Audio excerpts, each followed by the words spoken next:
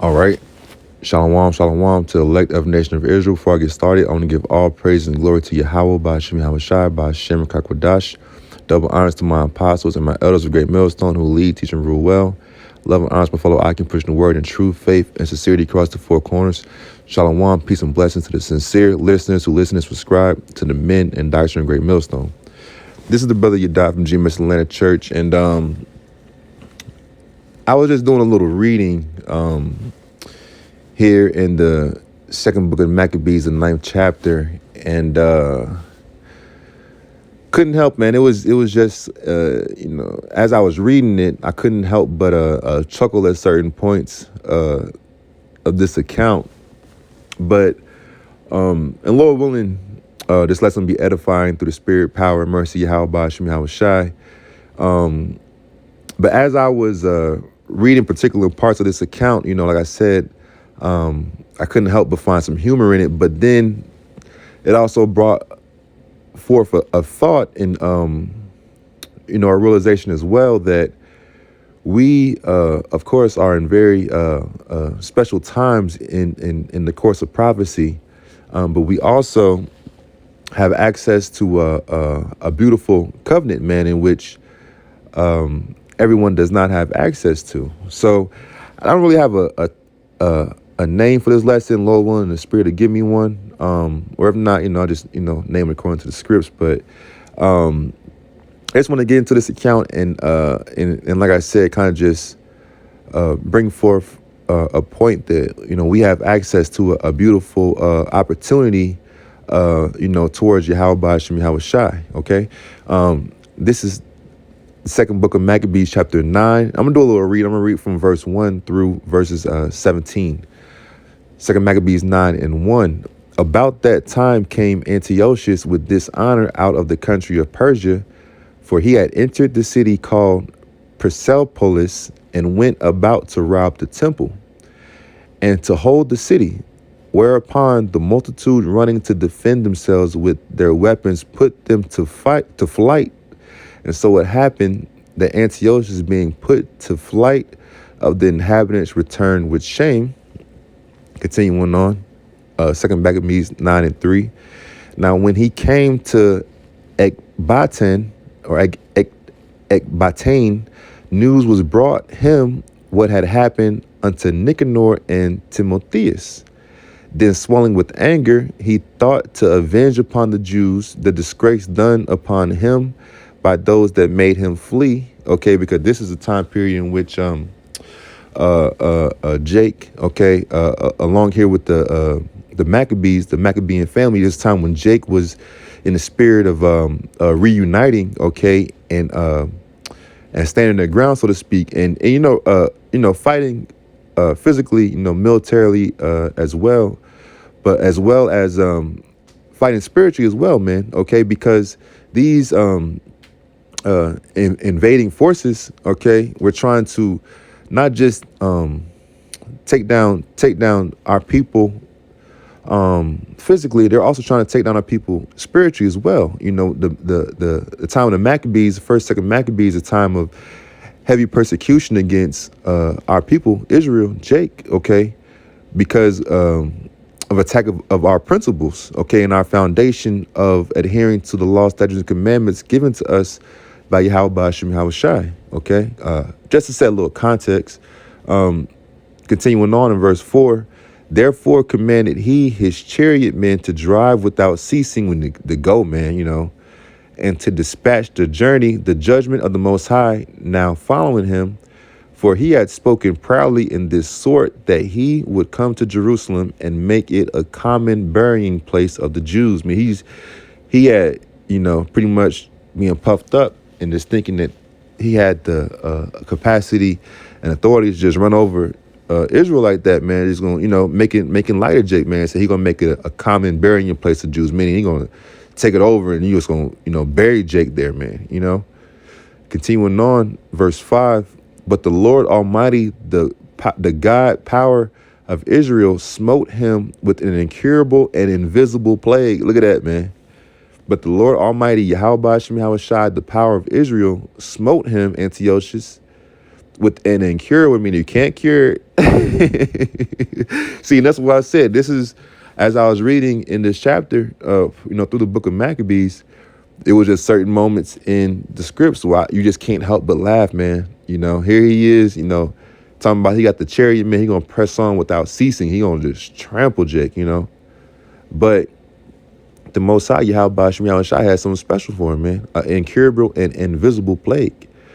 Continuing on, or as soon as he had spoken these words, a pain of the bowels that was remediless, meaning without remedy, came upon him, and sore torments of the inner parts, and that most justly, for he had tormented other men's bowels with many and strange torments. Continuing on, verse 7, howbeit he nothing at all ceased from his bragging.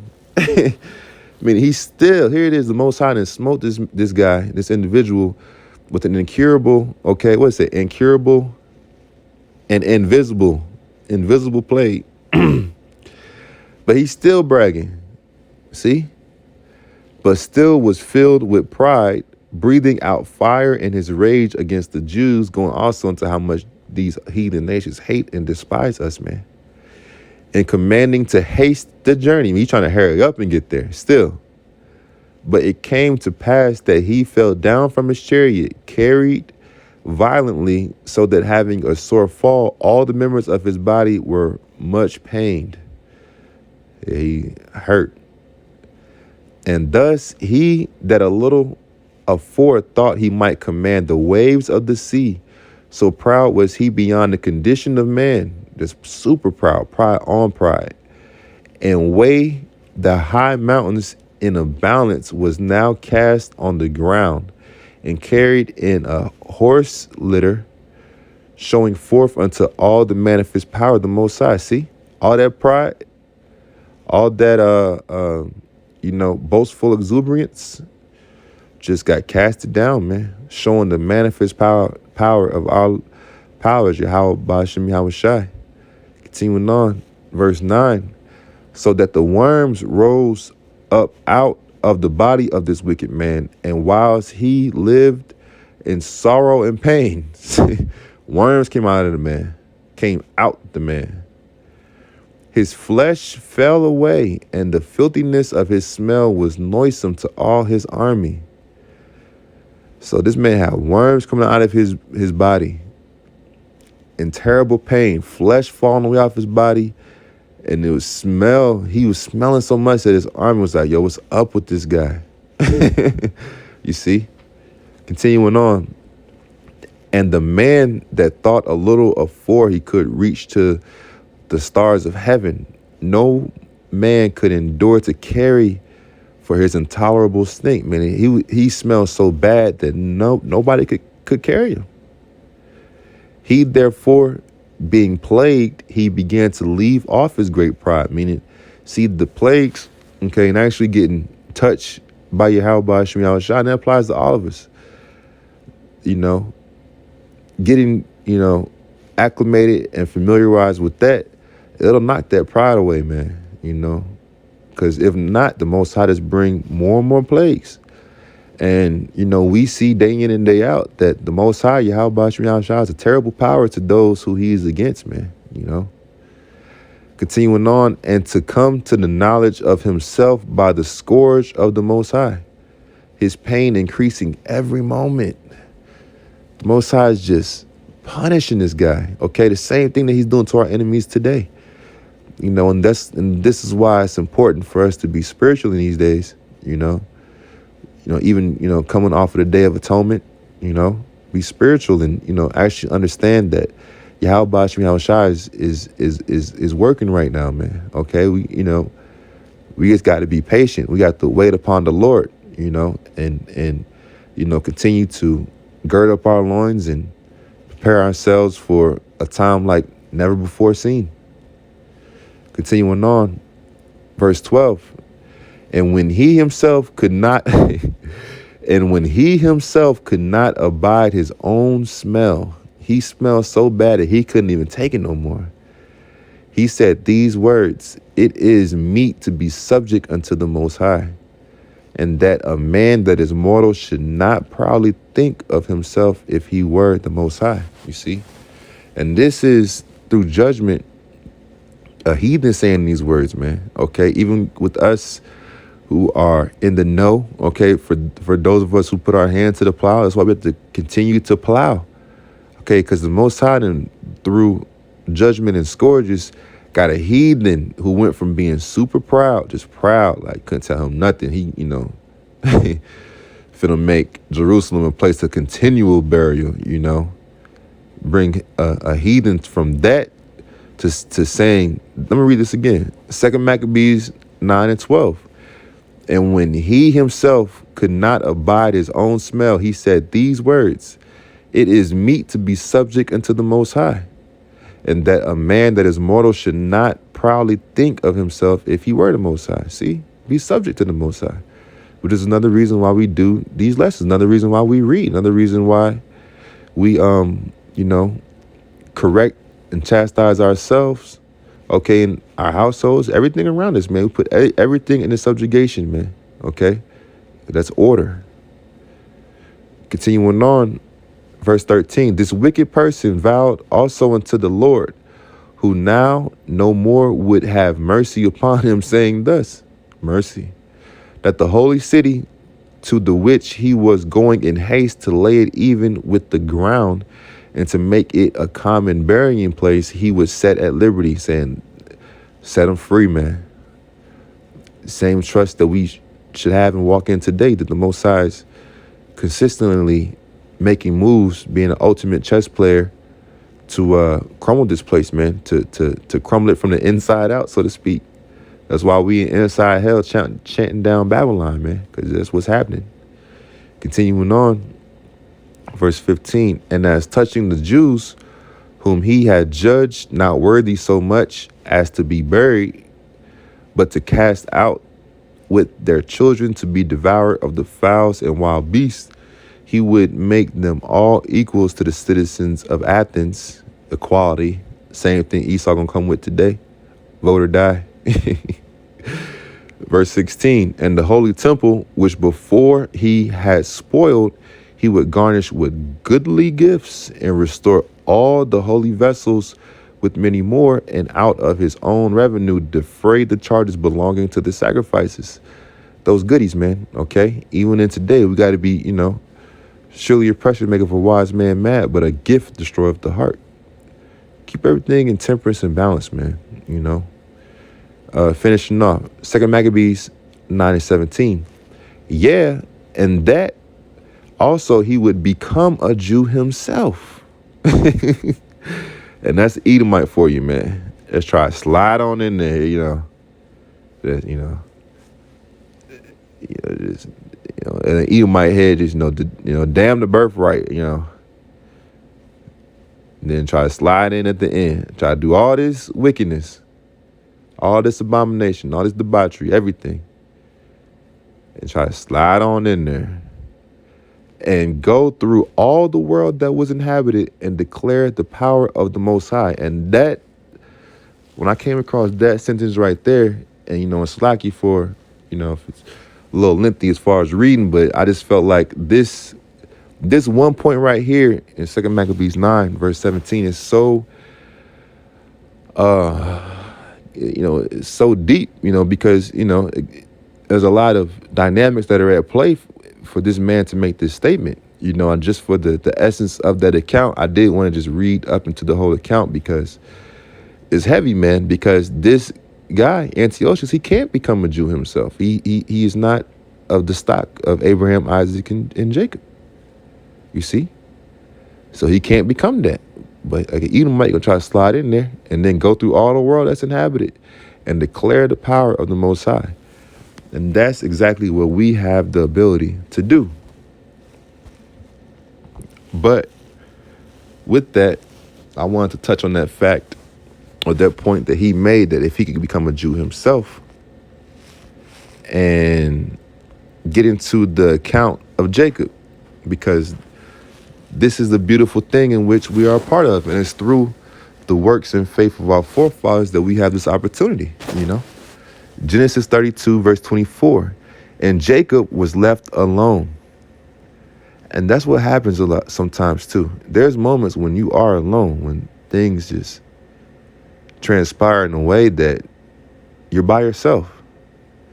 And make you have to answer Yahweh Shem Shai. Everybody who's on a chariot will earn their ticket on that chariot. Ain't nobody gonna be able. Ain't nobody walking around here with two tickets. It's one ticket, man. So these moments when you're alone are very critical. Even like the Day of Atonement, just days where things just happen, man, and you have to be the one to answer for yourself. And there wrestled a man with him until the breaking of the day. Just man wrestled with our forefather Jacob. And when he saw that he prevailed not against him, he touched the hollow of his thigh. And the hollow of Jacob's thigh was out of joint as he wrestled with him. So that's angel, man. So that goes to show you the mighty spirit of our forefathers. Our forefather Jacob literally wrestled a supernatural force. In which that's kind of like scary to think about. Like if you just had, angels pop up on you, you gotta wrestle. It's like, dang, like that's no small feat. That's a major feat. And then the angel touched the hollow of Jacob's thigh and, dislocated it. And our forefather Jacob still wrestled that angel. And it's spiritual, man, because that's what we do, man. We wrestle day in and day out, with the scripts and with our faith and the spirit and Yahweh Shem Shai. And we wrestle everything out here to, Lord willing, be found worthy to be saved, man. Verse 26, and he said, let me go, for the day breaketh. And he said, meaning Jacob, I will not let thee go, except thou bless me. And kind of spiritually, man, that's kind of how we are with Yahweh Shem Shai, And not in the sense that Yahweh Shem Shai is trying to fight against us and fight against our cries. But this is a fight, man. That's why I was going to speak about us being chosen soldiers, because it's a fight. You fight day in, day out. You fight week in, week out. You fight month in, month out. You fight year in, year out. And ultimately, we do that fight for this blessing and for the faith that will be saved, us and our seeds, and the righteous, trustworthy, true servants of Yahweh Shem Shai will be saved, okay, because of their works and labors of love. Continuing on, Genesis 32 and 27, and he said unto him, what is thy name? And he said, Jacob. So we can get into that really quick, just for edification's sake.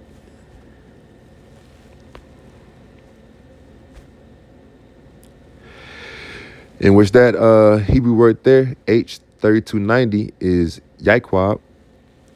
And in here it says Jacob, meaning heel holder or supplanter. Son of Isaac, grandson of Abraham, Isaac, and Jacob, and father of the 12 patriarchs of the tribes of Israel.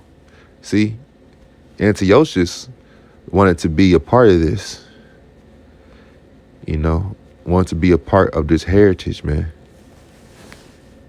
of the culture. But nah, playboy, these are our forefathers. Continuing on, Genesis 32 and 28. And he said, thy name shall be called no more Jacob, but Israel. For as a prince hast thou power with the Most High and with men, and hast prevailed. And that's the faith that we have. That through this fight, through this faith, through everything, the Most High will be with us, man. Going back to 2 Maccabees 9 and 17. Yeah, and that also he would become a Jew himself and go through all the world that was inhabited and declare the power of the Most High, in which we can do that because we are Jews ourselves. through the mercy of Yahweh Ba'ashem Yahweh Shai, you know?